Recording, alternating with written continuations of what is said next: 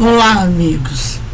Que a paz de Jesus esteja conosco, que mantenhamos-nos atentos durante essa nossa reflexão, para que junto possamos usufruir das melhores energias dispensadas pelos benfeitores amigos. Meu nome é Kátia Penteado e a nossa conversa hoje é sobre o texto de Emmanuel, que está em Religião dos Espíritos, psicografado por Chico Xavier. E o texto é o Dizeste. É um texto que eu particularmente gosto muito, porque me faz pensar muito naquilo que nós dizemos que somos. Então, e o quanto isso, muitas vezes, nos impede de ver o que realmente somos. E é sobre isso que Emmanuel discorre, fazendo alguns comentários muito interessantes. Eu vou pensar algumas frases para a nossa conversa, mas eu convido você a dar uma olhada no texto no livro, né? Religião dos Espíritos, de Emmanuel, psicografado por Chico Xavier, e o texto é o Dizeste. Então vamos lá, né? E é importante para mim neste momento falar sobre esse texto pensando na época que estamos vivendo. E pensando na época em que estamos vivendo como espíritas, porque nós, né, nos dizemos e nos assumimos como espíritas. Não que não somos, claro que somos, mas se nos dizemos, deveríamos agir como tal o tempo todo, não é isso? Mas infelizmente não é assim que a coisa acontece. Então, começando por essa linha, o Emmanuel nos diz: dizes-te impedido de praticar o bem. Fazendo aqui uma paradinha, né? Muita gente, inclusive, diz que vai fazer o bem, vai ter uma obra social, vai ter um trabalho voluntário quando estiver aposentado. E isso é muito interessante, porque nós não pensamos na possibilidade da desencarnação. Nós não sabemos quando vamos desencarnar. E como não sabemos, é muito interessante, é muito curioso nós pensarmos em falar sobre o futuro, deixando para depois, né, o que de repente nós poderíamos fazer agora. Não posso fazer tudo o que eu acho que eu devo, tudo que eu gostaria, mas alguma coisa eu posso fazer. E nesse ponto a pandemia veio nos ajudar muito, porque hoje não precisa nem sair de casa para fazer algumas coisas. Eu atuo muito na área de estudo dentro da doutrina espírita, dentro do movimento espírita, e escuto muitas pessoas falarem: eu não estudo porque eu não tenho tempo. E isso é muito interessante, porque a hora que estudar é praticar o bem para nós mesmos, não é para o outro. É para nós, é para o nosso conhecimento, para a nossa evolução, mas a pessoa tem tempo para todas as atividades que a levem a ganhar mais, a ter novo emprego, a ter aumento de salário, a aumentar suas posses. Não que ela esteja errado, é óbvio que não está errado. Mas isso mostra que nós nos preocupamos muito mais com a nossa vida material do que com a nossa vida espiritual. Teilhard de Chardin, é um teólogo aí do início do século passado, e ele dizia, tem uma frase dele que circula na internet, grupo de WhatsApp, o povo adora a frase, e ele diz que nós não somos seres materiais vivendo uma experiência espiritual, mas que nós somos seres espirituais vivendo uma experiência material. Nessa experiência material, nós somos o espírito, nós não somos o corpo.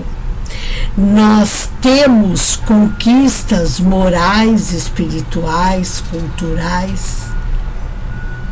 As materiais nós não vamos levar conosco, né?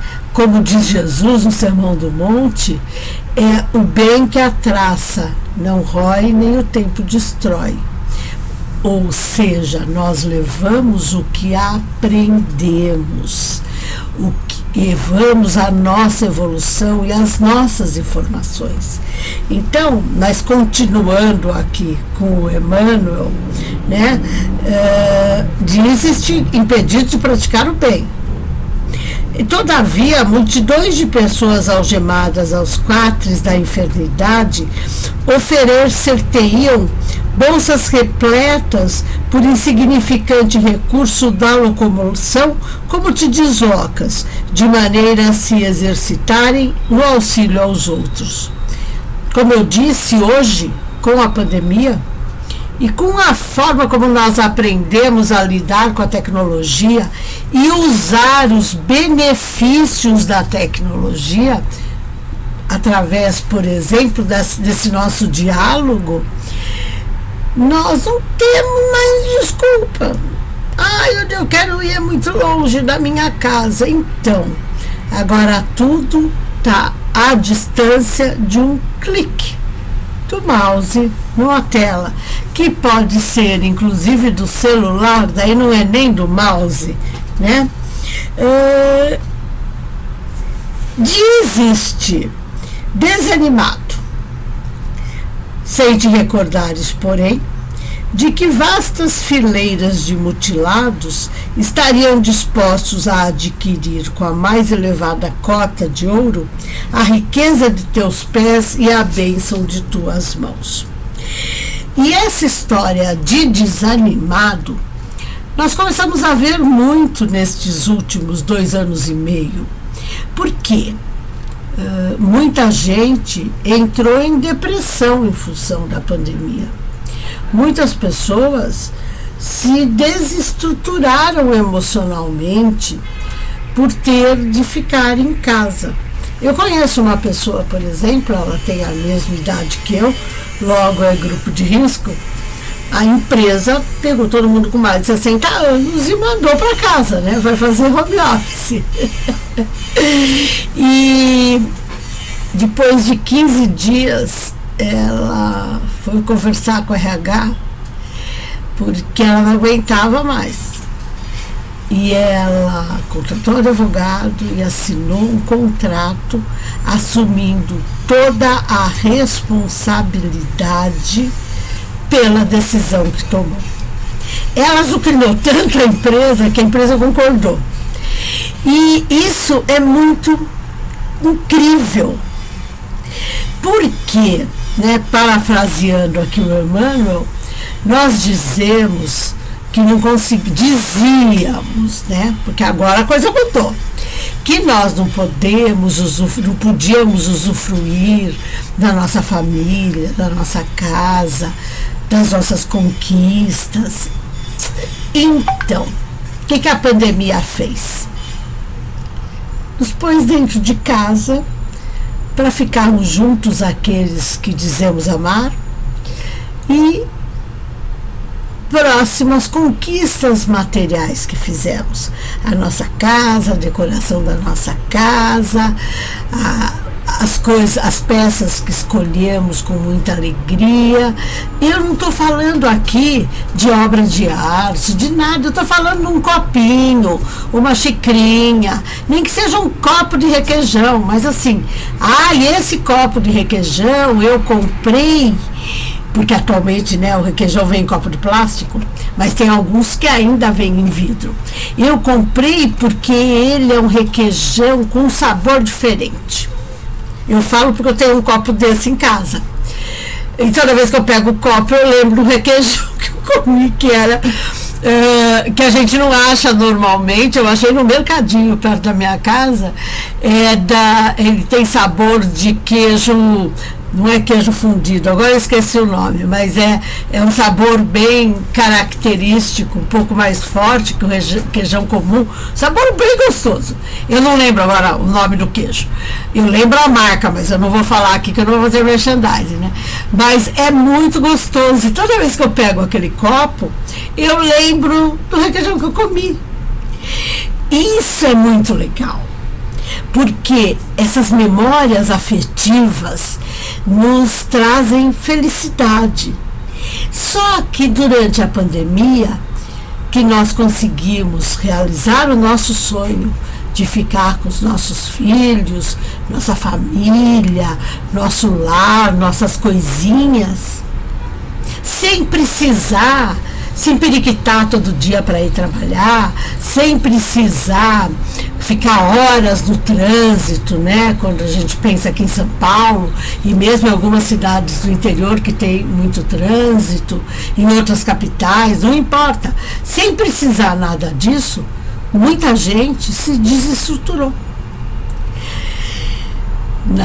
Nos primeiros meses da pandemia, todos devem ter ouvido notícias de que tinha pais pedindo para as escolas aceitarem os filhos de volta, voltarem a funcionar rápido, porque não estavam mais aguentando. Eu, inclusive, vi uma entrevista de uma mãe falando assim: eu nunca mais vou reclamar da professora do meu filho.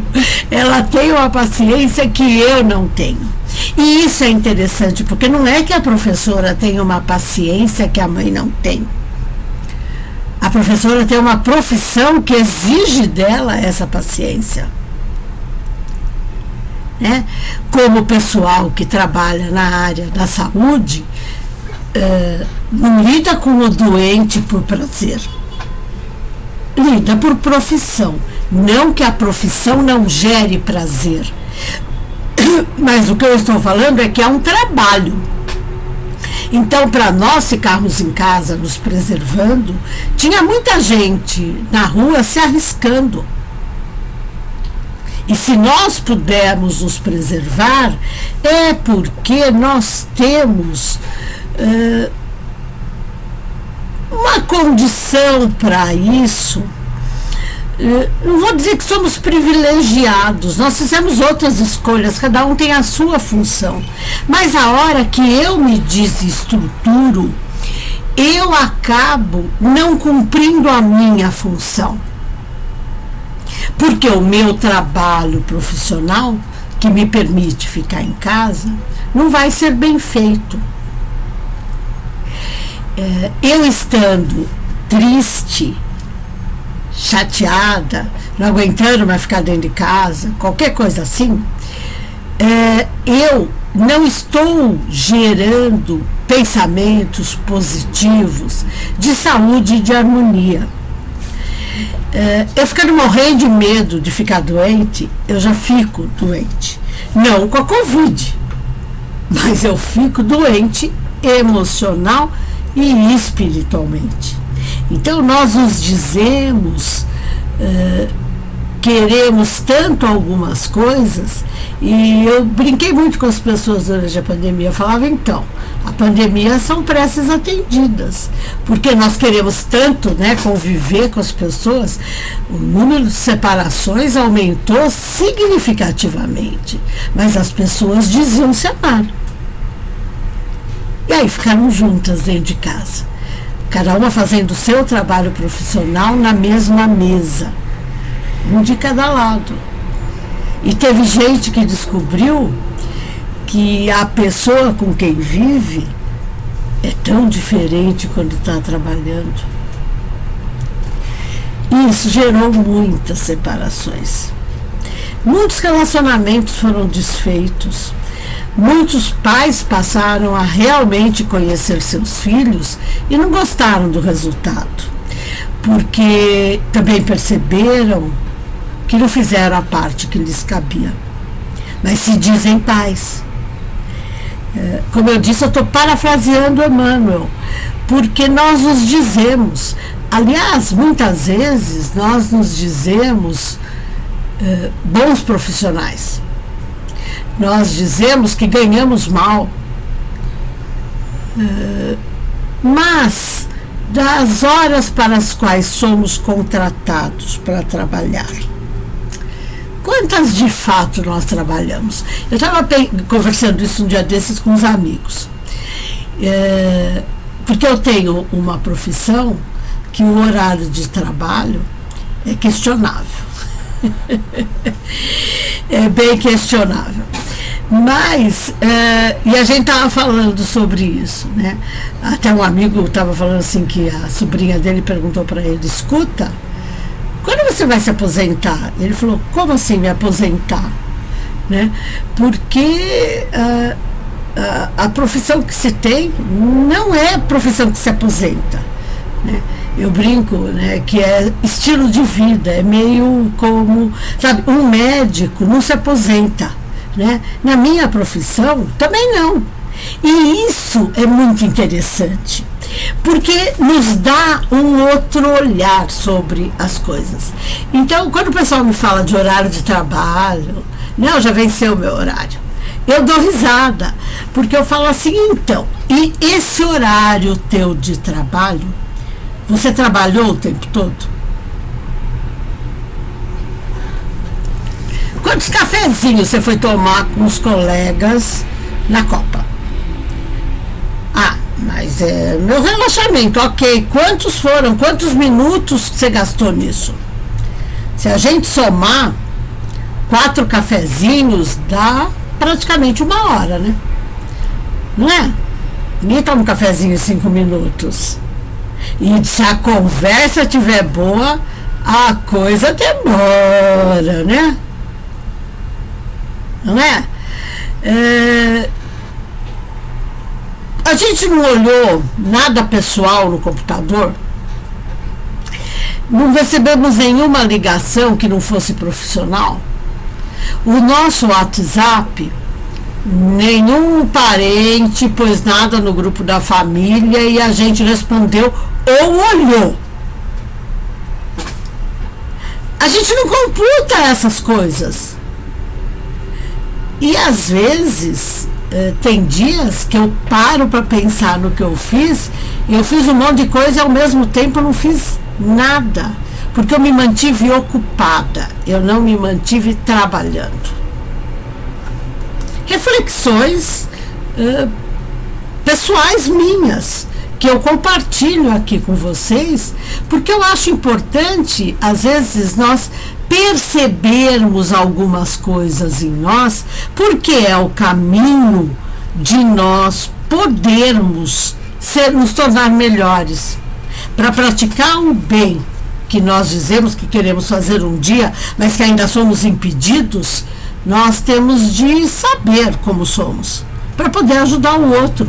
Ninguém dá aquilo que não tem, né?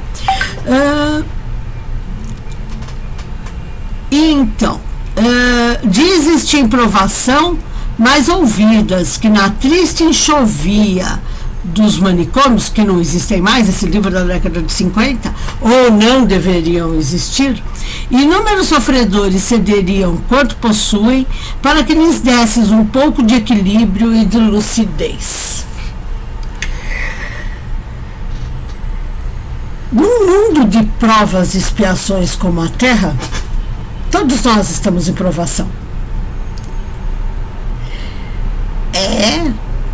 Não dá para não querer ter problema num planeta de provas e expiações. Inclusive porque nós evoluímos pelo problema.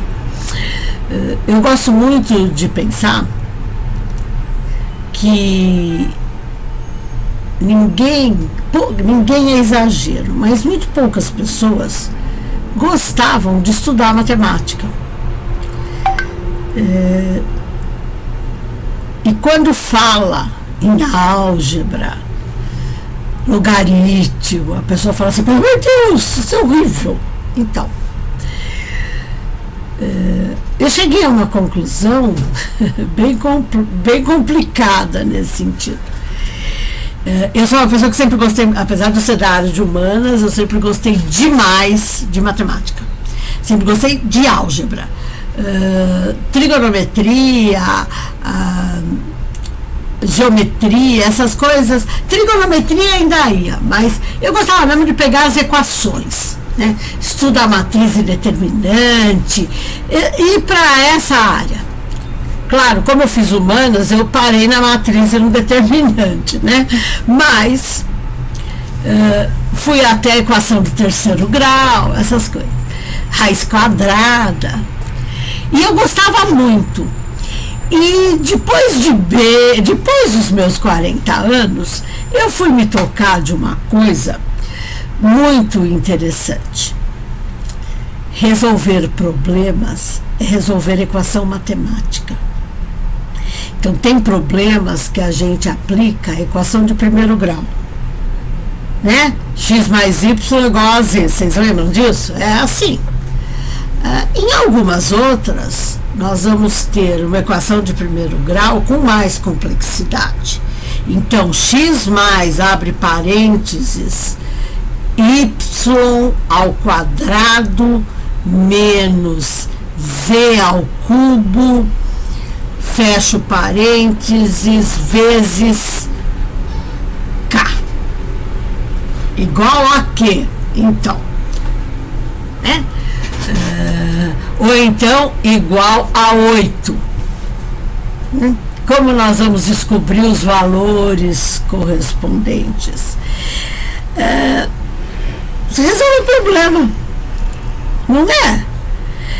A hora que a gente faz a transposição disso para os nossos problemas cotidianos, nós vemos que nós somos treinados para isso, não só no plano espiritual antes de encarnarmos, mas a nossa infância inteira de estudo, para podermos enfrentar as equações e chegar a soluções ideais para a nossa evolução.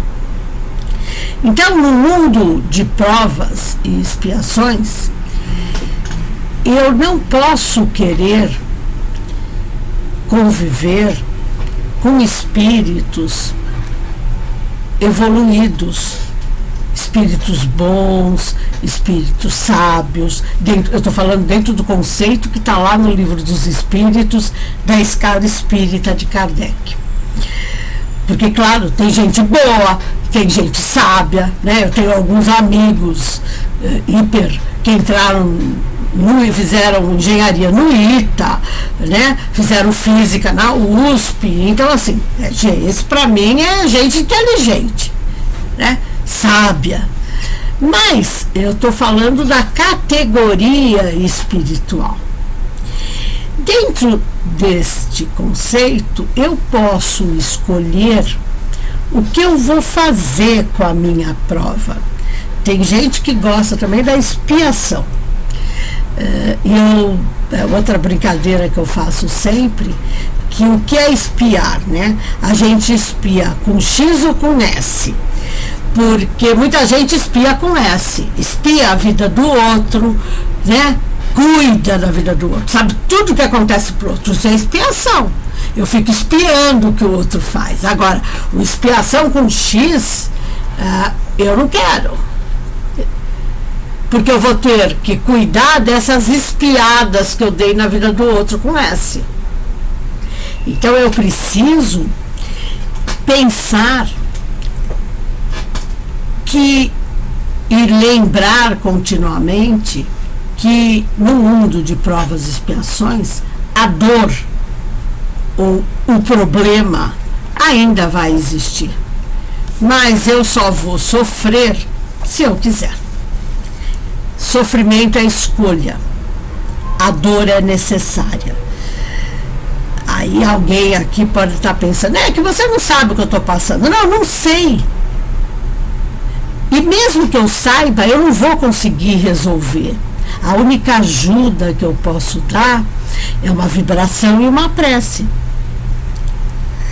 porque não tem mais nada que nós possamos fazer para resolver o problema do outro. Como o outro também não vai resolver o nosso, porque o nosso problema só é grandioso para nós. Para o outro, e é fácil nós sabermos isso. As pessoas às vezes nos chegam com problemas complexos de saúde, de relacionamento, e nós temos a solução para o problema da pessoa facinho, né? Nós damos assim, faça isso, faça aquilo, mas também olha como você se comporta. É assim mesmo. Então, é fácil. E na nossa vida é tão fácil? A gente põe em prática aquilo que a gente prega? A gente põe em prática aquilo que a gente recomenda para o outro? Não.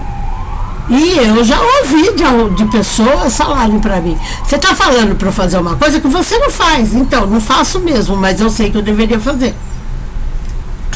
Não é? E aí? Não vai. A equação não fecha. Né? E não fecha por quê? Porque eu não quero a solução.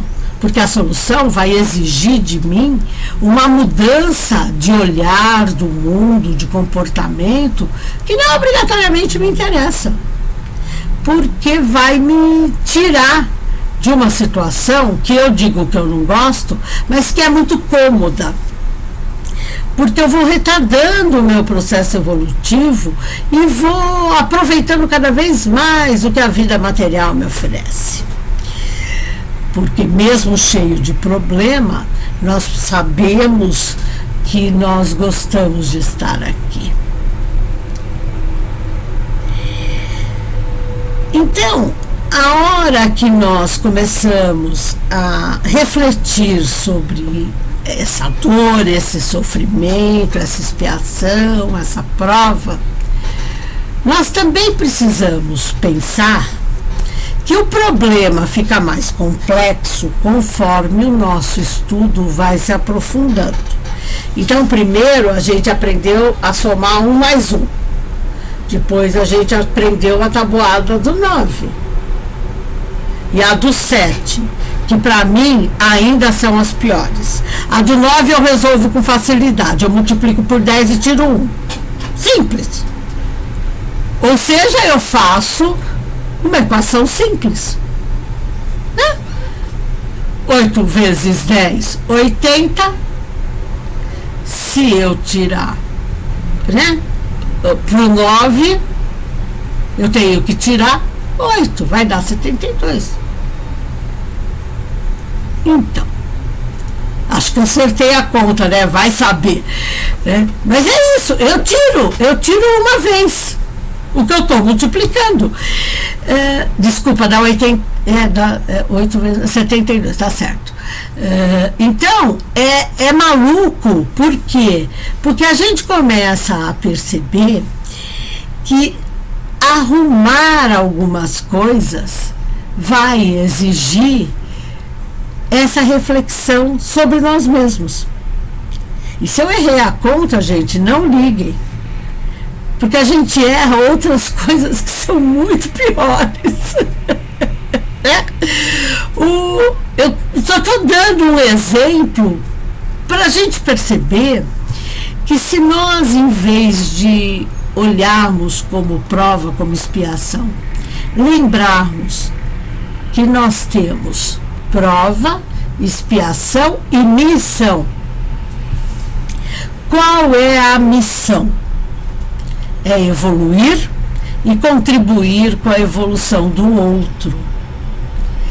Então, eu posso optar por olhar os meus problemas como instrumentos evolutivos.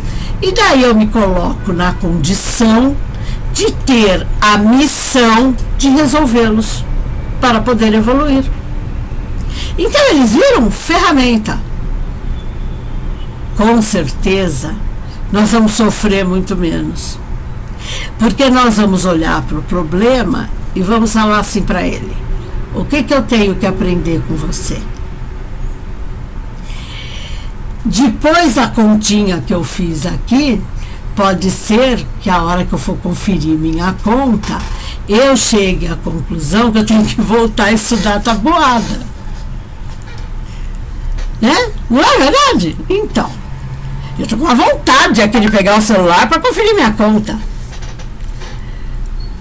Não vai mudar a minha vida. O que vai mudar a minha vida é eu agir na solução dos meus problemas, não da tabuada. É eu transformar a minha vida numa tabuada.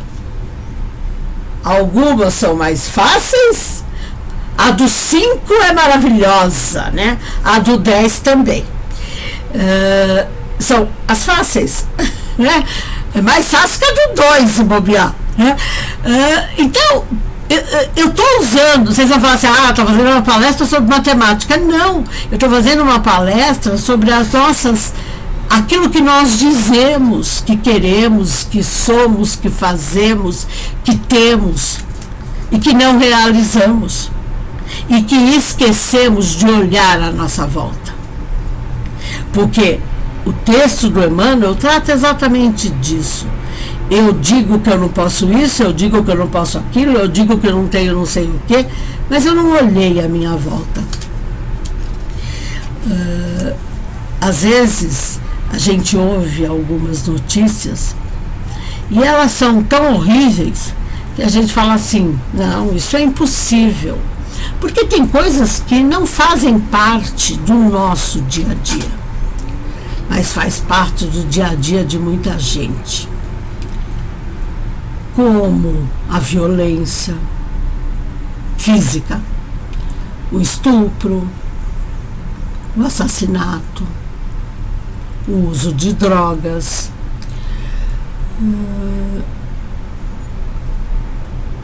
a criminalidade, a miséria, a fome.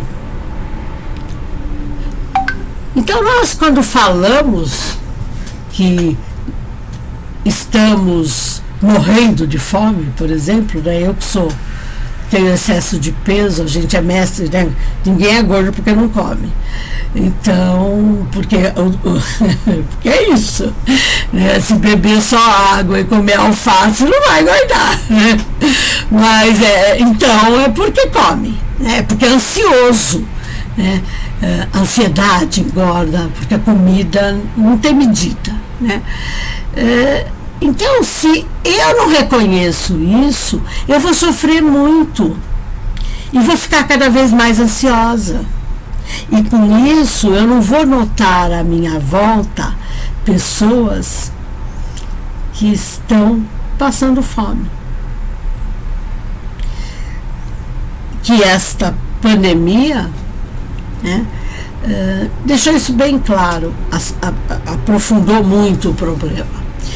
E a época que nós estamos vivendo, ela é muito propícia para nós mudarmos o nosso olhar e pararmos de dizer que não podemos, que não temos, que não dá tempo. Não, por quê? Porque nem acabou a pandemia, veio a guerra da Ucrânia com a Rússia. Se preferirem a guerra da Rússia com a Ucrânia, um não quer, dois não brigam. Então a guerra dos dois. Só que afeta a economia do mundo inteiro. Afeta a vida do mundo inteiro. Afeta a vida daquela população que tem que sair, perde tudo, deixa tudo para trás. Pode ser que alguns aqui saibam o que é isso. Gente que teve casa derrubada por enchente, por acidente, por queda de morro. Pode ser. Mas ainda ficou na sua terra. Essas pessoas se tornam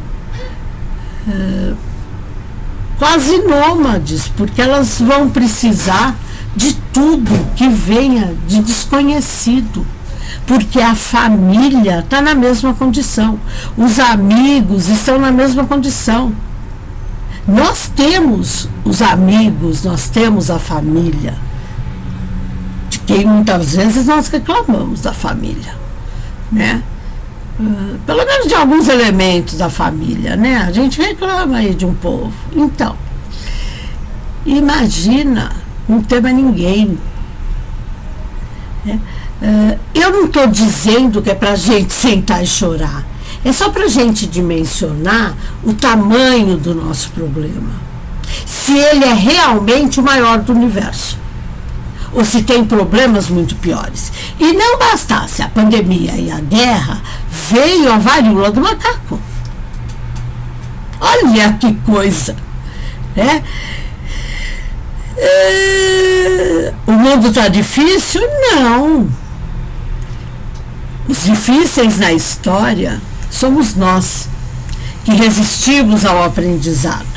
E como a lei divina é a lei do progresso e a lei do amor, e a lei da liberdade, da igualdade, né, do trabalho, a lei divina age. Quando nós estamos demorando muito para aprender, a lei divina age. Por quê? Tem um limite para você repetir de ano na escola. Hoje em dia eu não sei como tá, mas no meu tempo, em escola, né, a gente estudava em escola pública, que era a melhor escola, era a pública. Então a gente estudava em escola pública. Quem não gostava de estudar ia para a escola particular. Hoje a coisa inverteu, né? Por N motivos, não vou entrar aqui nesse ponto, mas então a gente estudava lá na escola pública.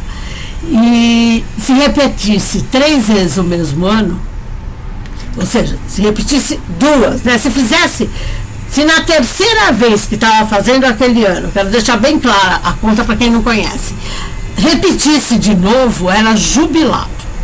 Ou seja, perdia o direito de estudar na escola pública. Hoje eu não sei como está. A gente tinha exame segunda época, né? As provas, o exame é segunda época. E quem repetisse, fazia de novo, se repetisse de novo, fazia de novo, se repetisse, tchau. Vai procurar a escola pública, escola particular, porque na escola pública você não estuda mais. A lei divina não faz isso conosco. Ela não nos jubila, mas ela nos obriga a estudar. Então ela vai agir. No Livro dos Espíritos a gente encontra um texto sobre as guerras, quando Kardec pergunta lá, está na lei ou da conservação ou da destruição. Não, pode estar na lei do progresso também, agora eu não sei, mas é só procurar lá no índice guerras. A resposta para ele é que a guerra aumenta muito a solidariedade. Se nós não desenvolvermos por um caminho, a lei divina toma providência para que nós hajamos por outro, para que nós caminhemos por outro. Então não vamos resistir às dificuldades, não vamos dizer que não somos capazes, né? Não vamos nos dizer impossibilitado de ajudar o outro com uma palavra, porque tem muita gente que não fala, que nasceu sem poder se expressar pela voz e que faz muito bem para muita gente, né? Então, se nós somos de verdade, nos diz Emmanuel, não lavre certidão de incapacidade contra ti mesmo. Ou seja, se eu de verdade sou boa, eu vou ser boa. Eu não sou, tá, gente? Mas eu vou ser. Eu vou agir em conformidade com o que eu sou. Nada oculto que não venha a ser desvendado, nos disse Jesus. E é isso mesmo. Então vamos começar a nos dizer em treinamento. Vamos começar a nos dizer, estudantes, caminhando para a formatura como espírito puro. Vamos nos dizer caminhantes de uma jornada ainda longa, mas que a cada passo fica mais curta. Porque aí nós vamos começar a perceber a utilidade da nossa encarnação. A utilidade de estarmos aqui juntos para evoluirmos em conjunto e dessa forma poder minorarmos o sofrimento uns dos outros, minorando a dor. Porque não adianta agir no sofrimento, nós temos de agir na dor. E no nosso caso, conosco mesmo, nós vamos ter que conhecer as nossas dores para poder agir. Hoje se fala muito no mercado, né, em as dores do cliente, né? O pessoal do marketing, do atendimento ao cliente, gosta muito dessa expressão. As dores do cliente. Então, tem dores que os médicos não tiram. Tem dores dos clientes, que são os problemas dos clientes, que nós também não conseguimos resolver. Então vamos focar, primeiramente, em sermos o nosso tubo de ensaio, resolver as coisas em nós.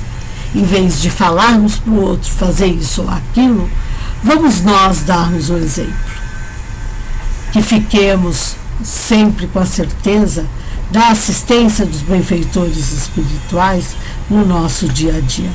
Que tenhamos também sempre a convicção de quanto Jesus confia na nossa evolução. E que lembremos continuamente que somos espíritos imortais criados por Deus para fazermos uma trajetória evolutiva de sucesso. Resta a nós resolvermos fazer sucesso.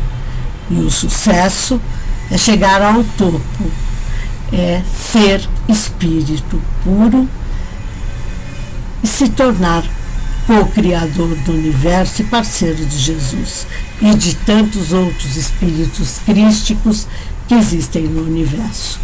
Que a paz que ele nos deixou seja por nós absorvida, seja por nós compreendida, para poder ser desenvolvida em nosso interior e poder atingir a todos aqueles que nos cercam. Muito obrigada, fiquem bem e se cuidem.